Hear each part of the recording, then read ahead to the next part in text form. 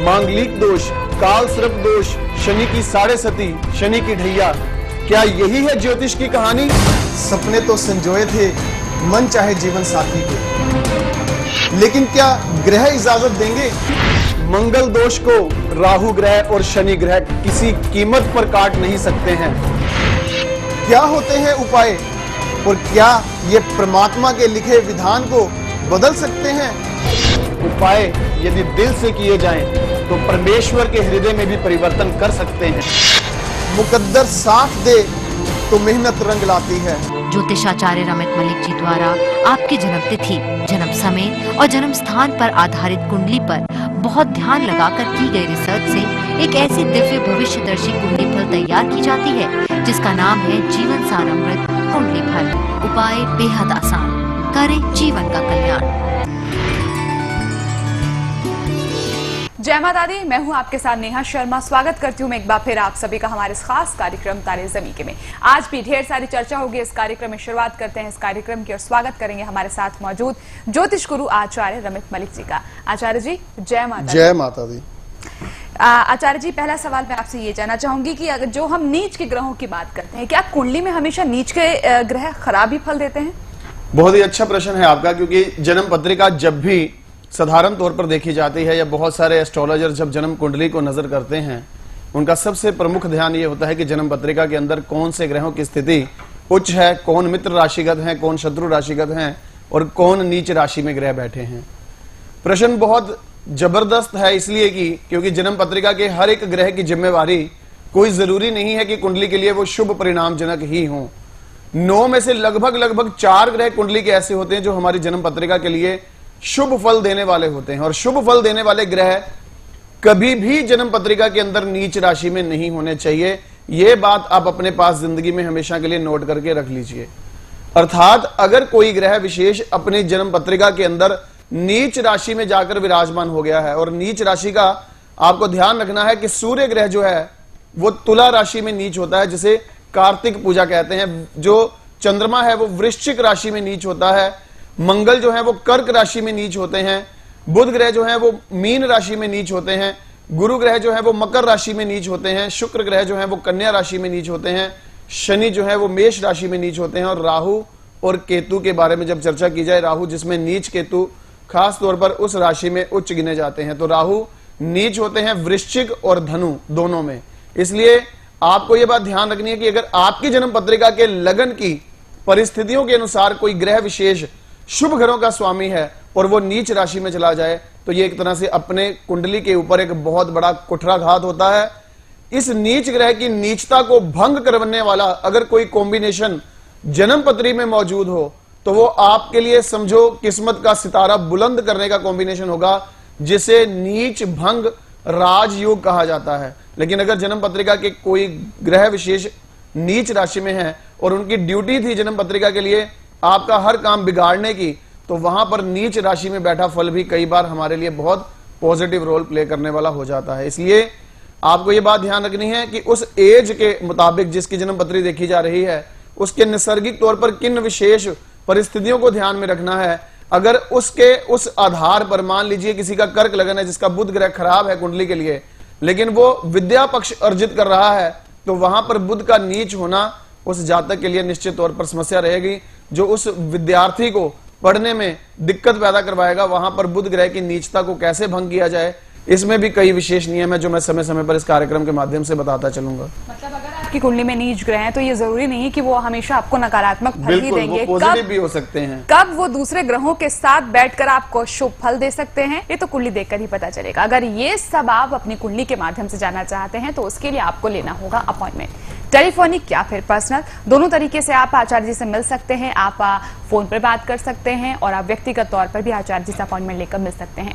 और इस वक्त सारी जानकारी है आपकी टीवी स्क्रीन पर। और अगर आप जीवनसार अमृत कुंडली फल बनवाते हैं तो भी आपकी कुंडली में जीवनसार में बिल्कुल सरल और साफ साफ शब्दों में लिखा होगा कि यह ग्रह आपका नीच का है, लेकिन इस ग्रह के साथ बैठने से आपको ये फल देगा, आपको ये उपाय करने हैं, ये तमाम चीजें। तो जीवनसार भी आप जरूर बनवाएं। अधिक जानकारी प्राप्त करने के लिए नंबर्स हैं सारे आपकी टीवी स्क्रीन पर। बढ़ते हैं आगे। कॉलर हमारे साथ हैं आरती जी प्रतापगढ़ से। आरती जी जय माता दी। जय माता दी। हाँ जी बताइए। मैम जो हम अपने बारे में जानना चाहते हैं। Date of birth? 22 अक्टूबर। हाँ जी। टाइम और? 1986। 86। टाइम? 7:15 पे। सुबह? रात? नहीं, रात में। जन्म का स्थान? सुल्तानपुर, यूपी। सवाल पूछें। मैम जो है अपने मैरिज लाइफ के बारे में हम जानना चाह रहे हैं। जय माता दी आरती जी। जय माता जी गुरुजी। आपका वृष लगन है और वृष राशि है, आपकी मृगशिरा नक्षत्र में आप पैदा हुई थी। आपके जन्म पत्रिका के 7वें घर के अंदर शनि देव बैठे हैं और आपके विवाह के कारक ग्रह जो हैं वो बृहस्पति हैं, वक्री हैं। शादी हुई अभी या शादी नहीं हुई अभी? नहीं गुरुजी, शादी हो गई है मेरी। शादी हुए को कितने वर्ष हुए अभी? मेरी शादी को हो गई 11 साल हो गए हैं। 11 साल हो गए। जी गुरुजी। जन्म पत्रिका के जो योग इस समय के, आपका 22 अक्टूबर 1986 का जन्म है जी। 86 का। जी। इस समय गुरु में बुध की जो दशा आपकी जन्म पत्री में चल रही है, आप ये बात अच्छी तरह से समझती होंगी कि आपकी जन्म पत्रिका के अंदर सूर्य ग्रह नीच राशि में बैठे हैं और आपके मंगल ग्रह जो है वो उच्च राशि में बैठे हैं, जो 7वें घर के स्वामी ग्रह हैं। इसलिए गुरु में बुध की जो दशा अभी चल रही है, पारिवारिक तौर पर यह समय आपकी मैरिटल लाइफ के लिए लगातार समस्याओं और जबरदस्त उलझनों से भरा हुआ समय साबित होगा। ऐसा लगेगा कि छोटी से छोटी बात भी जैसे एक दूसरे के प्रति इस समय में बहुत बड़ा बतंगड़ बन जाती है, छोटी सी उस बात का भी बहुत बड़ा कलह क्लेश वाली अवस्था जीवन में बननी संभव हो जाती है। इस छोटी इस समय में जो एक दूसरे के प्रति दुर्भावना व्यर्थ पैदा होती जा रही है। हालांकि ये वक्त ऐसा होता है जिसमें परमानेंट सेपरेशन वाला चांस नहीं होता, लेकिन एक दूसरे के प्रति मन में फीलिंग्स हर वक्त नेगेटिविटी वाली बनी रहना संभावित रहेगा। एक बात और ध्यान रखना आरती जी, इस समय काल के अंदर जो पिछले बर्थडे आपका निकला है 22 अक्टूबर 2013 में, उसके बाद से सिचुएशन कुछ ऐसी है कि हर वक्त एक दूसरे के प्रति खिलाफत की भावना और डाउट्स वाली कंडीशन भी जरूर बनने लगनी है। इस समय काल के अंदर आपको क्या करना है, सबसे पहले तो गुरु की वक्रता का उपाय आपको करना है। आप अपने घर के आसपास किसी भी धर्म स्थान पर 5 पीली चीजें, फल, फूल, श्रृंगार, वस्त्र और मिठाई, चीजें सारी पीले रंग की होनी चाहिए। क्वांटिटी आपकी मर्जी के अनुसार। ये 5 गुरुवार आप अपने हस्बैंड के नाम से धर्म स्थान पर छोड़कर आए। दूसरी बात, आपके गुरु में बुध की जो दशा है, नव पंचक रिलेशन है। मुझे ऐसा लग रहा है कि कोई धर्म की मन्नत थी जो काफी लंबे समय से आप लोगों ने मांग रखी है, उस मन्नत को पूरा नहीं किया गया है। उस मन्नत को पूरा करिए जितनी जल्दी हो सकता है। आपको कोई ऐसी बात याद आई अभी या नहीं आई? हाँ गुरुजी, एक बचपन में ऐसी मन्नत मानी गई थी। तो वो मन्नत पूरी हुई या नहीं हुई अभी तक? नहीं गुरुजी, तभी तो नहीं पूरी हुई। जितनी जल्दी हो सकता है आरती जी उस मन्नत को पूरा करिए, क्योंकि मुझे ऐसा लगता है कि कहीं आपके परिवार में जो रिश्ते आपको शादी के बाद मिले हैं, उसमें से अगर RASV और K नाम अक्षर से अगर कोई हुआ तो उसके ऊपर इस मन्नत का भार बहुत अधिक आएगा। जी जी, मेरे हस्बैंड का नाम वी से है। वी से है? हाँ, और R से मेरे ससुर का नाम है। उनके ऊपर ये भार पड़ेगा। अगर आपने अभी तक ये मन्नत पूरी नहीं की है तो उसे जितनी जल्दी हो सके पूरा करवाएं। दूसरा, एक आपके जन्म पत्रिका के अंदर बेस्ट रहेगा, आप शुक्र ग्रह का एक कवच गले में धारण करके रखें। आप जी। आपको शुक्र ग्रह का कवच व्हाइट धागे में गोल्ड या गोल्ड प्लेटेड गले में पहनना है। आपकी जीवन सार नहीं बनी है क्या अभी? नहीं गुरुजी, नहीं। जितनी जल्दी हो सके बनवाएं। अगर आपको ये कार्यक्रम अच्छा लगता है, आपको सिम्टम्स अच्छे लगते हैं, तो वो सारी जानकारी आपको एक रिटर्न फॉर्म में जीवन सार अमृत पुस्तक के रूप में मैं आपको लिखकर भेज दूंगा। उसके टाइम टू टाइम रेमेडीज करिए और भगवती की कृपा आपके ऊपर बनी रहे। ये छोटे से 2 उपाय जो मैंने आपको अभी बताए हैं, इससे अपनी जिंदगी की अच्छी शुरुआत निश्चित तौर पर आप करिए। जी। चलिए, तो जो आपको उपाय बताए गए हैं आरती जी, उन उपायों को आप फौरन करें जितना जल्द से जल्द हो सके, और इसके साथ ही साथ जीवन सार अमृत कुंडली फल आप अपने जरूर बनवाएं। जीवन सार आप सबको भी बनवानी है, डिटेल्स आप अपनी हमें भेज दीजिएगा। नंबर्स हैं सारे आपकी टीवी स्क्रीन पर। और अगर आप चाहते हैं कि आचार्य जी से आप फोन के माध्यम से जुड़ें, या फिर आप चाहते हैं कि आचार्य जी से आप पर्सनल अपनी समस्याओं का समाधान प्राप्त करना चाहते हैं, तो इसके लिए भी आपको इन नंबर्स पे कॉल करना होगा। डिटेल्स आपके सामने है, अभी फोन उठा के नंबर घुमाइएगा। आगे बढ़ते हैं, हमारे साथ हैं कॉलर सरिता जी रायबरेली से। सरिता जी, जय माता दी। हेलो, हाँ, good morning ma'am. Very good morning, जय माता दी। जय माता दी गुरुजी। जय माता दी सरिता जी। बताइए डेट ऑफ बर्थ। सर, हमें अपनी बेटी के बारे में पूछना है। Date of birth? Date of birth है 20 मई 2001। 20 मई 2001। टाइम? टाइम है शाम को 6:21। जन्म का स्थान? रायबरेली और दिन संडे। बिटिया का नाम? जी विजय नाम राजसी, RAJSI। राजसी। जी, जो राजे महाराजे के लिए यूज होता है वर्ड, वो। जी जी जी जी। जय माता दी। सरिता जी क्या पूछना हाँ, चाहती जय हैं माता राजसी के बारे में? जी राजसी के बारे में कुछ पहले सर आप थोड़ा बताएं बिटिया के मेरे बारे में। जी सरिता जी, इसकी पत्रिका जो है वृश्चिक लगन और मेष राशि की है। गंड मूलों में इसका जन्म हुआ था। क्या शांति हुई इसकी? हाँ, शांति से हुई थी। इसकी जन्म पत्रिका के अंदर भूल कर भी कभी किसी प्रकार से काल सर्प दोष का कोई उपाय मत करवाइएगा। इसकी जन्म पत्री में कोई काल सर्प दोष नहीं है। इसकी जन्म पत्री में काल सर्प योग है। ये भी चर्चा मैं किसी समय नेहा जी को जरूर बोलूंगा कि हम करेंगे काल सर्प दोष और काल सर्प योग में क्या फर्क है। सर इनकी पत्रिका के अंदर राशि की पत्री में कोई काल सर्प दोष नहीं है, लेकिन इसकी जन्म पत्रिका के अंदर मुझे दो बातें बड़ी स्पष्ट नजर आ रही हैं। इस बच्ची की ग्रह चाल के मुताबिक अभी इसकी 12 साल आयु हो गई, परमात्मा का शुक्र ही रहे। लेकिन इस जातिका के जब जन्म हुआ तो आयु के पहले 7-8 साल के अंदर स्वास्थ्य की दृष्टि से मेजर प्रॉब्लम का चांस था। इसकी तबीयत जो 7-8 साल 9-10 साल तक उसकी तबीयत बहुत खराब रहती थी। हम लोग बस डॉक्टर के चक्कर ही लगाया करते थे बस। हुआ ना ऐसा? जी बस बिल्कुल श्योर 100%। इसकी पत्रिका के अंदर सबसे पहले तो जन्मजात साढ़े सती, मैं उसको मानता हूं कि काल सर्प दोष से भी ज्यादा खतरनाक होता है ये। इसके लिए छोटा सा एक उपाय आप नोट कर लो। इसके गले में आप घर की सबसे बुजुर्ग स्त्री जो भी हो, जो सबसे उम्र दराज हो इसके ददिहाल या ननिहाल में, उनके बोले कि इसके गले में खास तौर पर एक सफेद धागा जरूर वो बांध कर रखें। सोमवार वाला दिन होना चाहिए, खास तौर पर ये बात ध्यान रखनी है।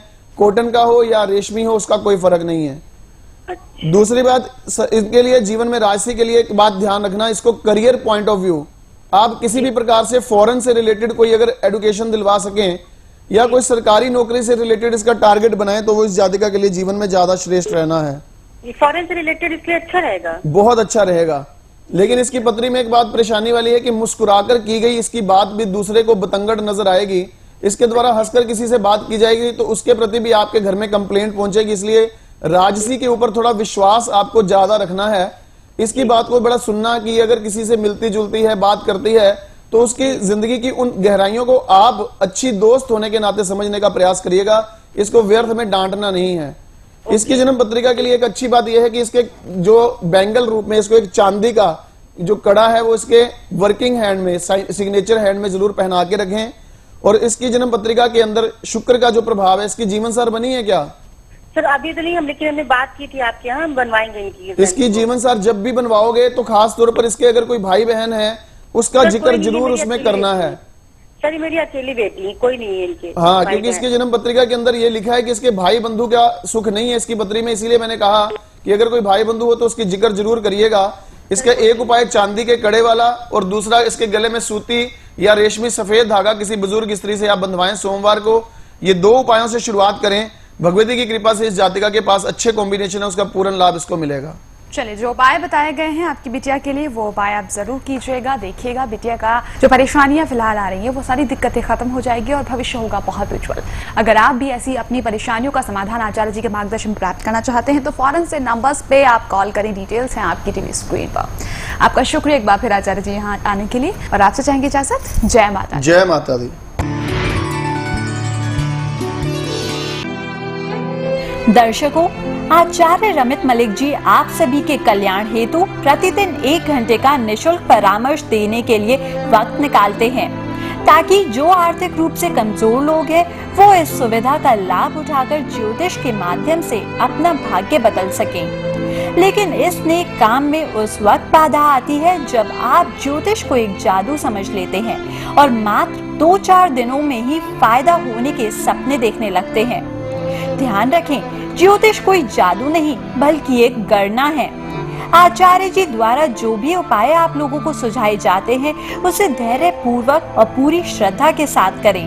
भरोसा रखें, माता रानी की कृपा से आपकी हर समस्या का समाधान जरूर होगा। यदि आपको 2-4 दिनों के उपायों से कुछ शुभ संकेत या रत्ती भर भी फायदा महसूस होने लगे तो अपने दिल की आवाज को सुनकर आप किसी अच्छे ज्योतिर्विद से पूर्ण हल हेतु कुंडली का संपूर्ण विश्लेषण शीघ्र ही करवा लें।